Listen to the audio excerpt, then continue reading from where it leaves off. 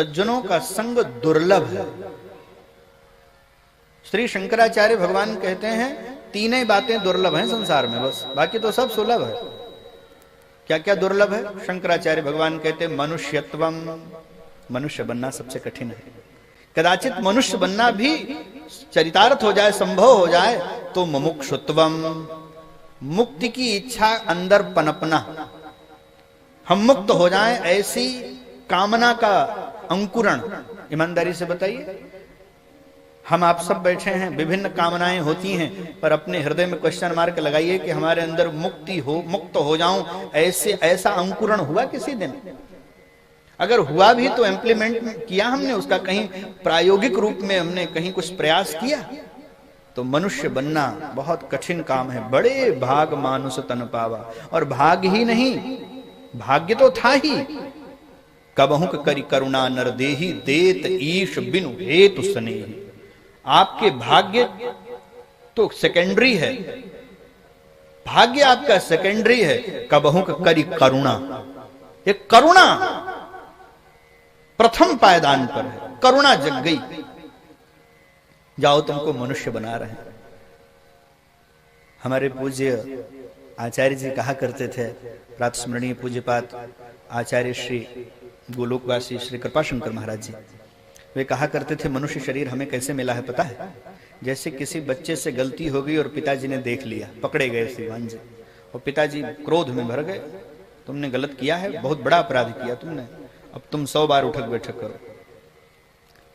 पिता का अनुशासन, भय, अपराध बोध सब है, उसको पता है कि मैंने गलती की है, पिताजी सामने खड़े हैं, भगने का कोई रास्ता नहीं। सो भय से और पिता के अनुशासन से उठक बैठक शुरू, 1 2 3 4, भय, लज्जा भी आ रही है, लोग देख रहे हैं, भय, लज्जा, डर, पीड़ा। अब पीड़ा भी जुड़ गई 10-15 बार में, शरीर उठ नहीं रहा। जब सबका समावेश हुआ तो हृदय भर आया, आंखों से झरझर करके अश्रुपात होने लगा, आंखों से सुधारा बहने लगी, गाल लाल हो गया, सांसें लंबी लंबी होने लगी। और 30-40 बार उठक बैठक करने के बाद पिताजी की ओर ऐसे देखा, पिताजी ने कोई रिएक्शन नहीं दिया, कंटिन्यू चलते रहो। जैसे 50 हुआ फिर देखा तो आंखों से आंखें मिली, तो वो पिताजी के अंदर करुणा जग गई, इतना सो तो था मेरी गोद में, मेरा ही तो बेटा है। गलती कौन नहीं करते हैं, सबके बच्चे गलती करते हैं, कर दिया, छुपाया तो नहीं, बताया तो, माना तो मैंने गलती किया है। कुछ पक्षों पर ध्यान गया, वात्सल्य जगी, करुणा जगी, और कहीं धराओ, आंसू पोछे, माथा चूमा, हृदय से लगाया और कहा अब जाओ, लेकिन दोबारा गलती मत करना। यही दशा हमारी है, हमने पापाचार किया, 84 लाख योनियों में उठने बैठने का दंड विधान हो गया, लेकिन 10-15 बार कुकर सुकर बने, परमात्मा की दृष्टि पड़ गई, कहा जाओ अयोध्यावासी बना रहे हैं, दोबारा गलती मत करना। रहमो कर्म पर यह जीवन मिला है और हम बातों में गंवा रहे हैं, सावधान हो जाए। तो मनुष्यत्वम, यह मनुष्य ईश्वर की कृपा से मिला है। ऐसे ऐसे जीव हैं ना जिनको देख करके घृणा आती है महाराज। एक जीव वो भी है गटर में सड़ा हुआ मल खा रहा है, जीव तत्व है उसमें, एक योनि है, गोबर के नीचे, मल के नीचे, कैसे कैसे जीव हैं महाराज, क्या नहीं खा रहे हैं वो, कहां रहने को बाध्य नहीं है।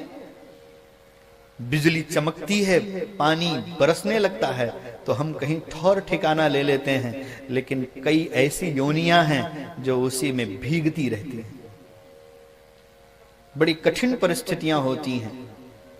एक दिन हम लौट रहे थे, संभवतः बलिया की कथा थी, हमारे सब लोग गाड़ी में बैठे थे, अथाह गर्मी पड़ रही थी, मई जून का महीना था क्यों, और कुछ नील गाय ऐसे जैसे झलझल झलझल लगे, इतनी तपती दोपहरी, गाड़ी में तो एसी चल रही, पानी बोतल सब रखा, सब लोग प्यास लगी तो पी भी रहे थे, ठंडा ठंडा अनुभव भी कर रहे थे। तो देखे ये नील गाय जो है पानी की तलाश में भटक रहे थे, तो हमारे लोगों ने कहा महाराज जी इनको पानी कौन देगा, प्यास लगी है। अपने तो जब भी प्यास लगती है, ठाकुर जी की ऐसी लीला है कि बुद्धि विवेक है, मांग लेते हैं, व्यवस्था बन जाती है। ये कहां ढूंढेंगे, ये बीमार होंगे तो कौन औषधि देगा, इनका सर कौन दबाएगा, इनका पैर कौन दबाएगा। तब पता लगता है कि मनुष्य शरीर कितना सुखद योनि है, कितनी श्रेष्ठ योनि है भगवान ने हमको ये प्रदान की है। लेकिन इतना बड़ा उपकार करने वाले परमात्मा के प्रति भी हमारी नमक हरामी है, एक बार हम नाम नहीं लेते हैं उसका। 101 रुपया चंदा देने वाले के भी 10 बार नाम उच्चारण होते हैं। इतने जीवन, इतना कीमती शरीर देने वाले के प्रति भी हम कृतज्ञता न ज्ञापित करते, नाम संकीर्तन नहीं करें, हमसे बड़ा नमक हराम और कौन हो सकता है। इसलिए मनुष्यत्वम, मनुष्य बनना बड़ा कठिन है। कदाचित मनुष्य भी बन जाए तो मुक्त होने की इच्छा, कौन किसके अंदर जागृति आ रही कि हम मुक्त हो जाएं। नाम के साधु हैं, वस्त्र देख लो तो इतना श्वेत है, इतना सफेद है कि बगुला भी शर्मा जाए, लेकिन मुक्त होने की कोई कामना नहीं है। रोज बंधन के साधन खरीद रहे हैं, बांध रहे हैं अपने को, यहां से बंध जाए, वहां से बंध जाए, वहां से बंध जाए। मुक्त होने की इच्छा बिरले होते हैं। एक बार एक राष्ट्रपति महोदय किसी कैद खाने में गए, जरा ध्यान पूर्वक श्रवण करिए। कैद खाने में गए तो उन्होंने कहा हम कैदियों से मिलना चाहते हैं, 1 to 1 मिलना चाहते हैं, मैंने व्यक्तिगत रूप से। एक एक बैरक में गए, एक एक कैदी से मिले। कोई समस्या? तो एक कैदी ने कहा साहब डाइट मेरी ज्यादा है, रोटी मिलती है कम, आप अगर संस्तुति कर दें तो 4 रोटी हमारी बढ़ा दिया जाए। राष्ट्रपति ने कहा लिखो। दूसरे से मिले, शरीर रुग्ण रहता है, दवाई मिल जाती तो अच्छी बात, दवाई लिख दी गई। कंबल मिल जाए तो अच्छा है, साहित्य मिल जाए, मनोरंजन के साधन मिल जाए।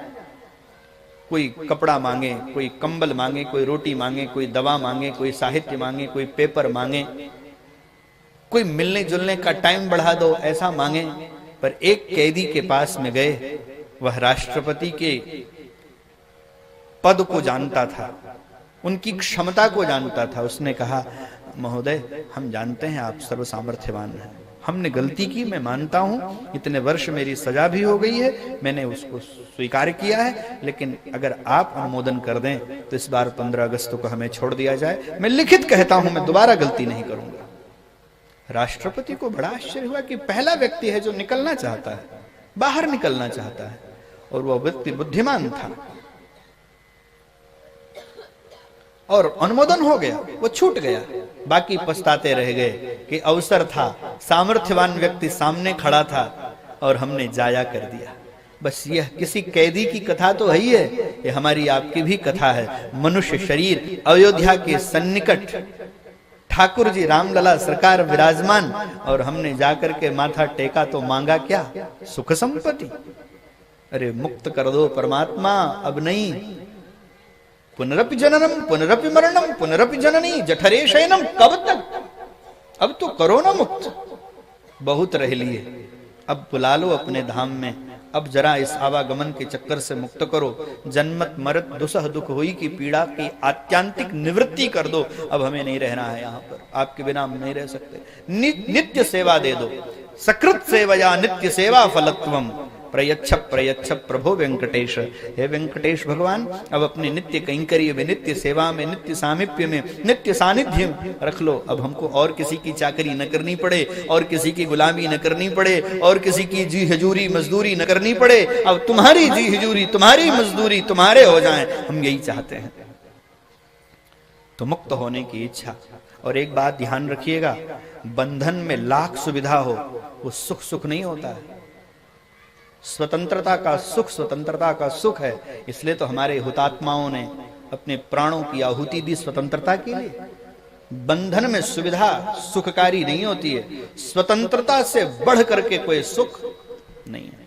एक कोई तोता पकड़ा किसी राजा ने, और जब उसको लाया तो सोने का पिंजड़ा, और उसमें हीरे जवाहरात जुड़वाए, चांदी की कटोरी में मलाई खिलाता था, बढ़िया बढ़िया फल, राजा के सिंहासन के ऊपर लटकता था, और अंतःपुर में रानी से भी ज्यादा प्यारा राजा को था वह। सिर के ऊपर लटकता रहता था, राजा दुलार प्यार। पहले तोते से मिलता था, फिर रानी को बात करता था। इतना सम्मान, इतना वैभव, इतना सुख। एक दिन राजा ने कहा, तोते भाई, बोले हाँ महाराज। बोले उसी जंगल में जा रहे हैं जिस जंगल से तुमको पकड़ के लाए थे, तुम्हारे सुहृद मिलेंगे, बंधु बांधव मिलेंगे, कोई संदेश?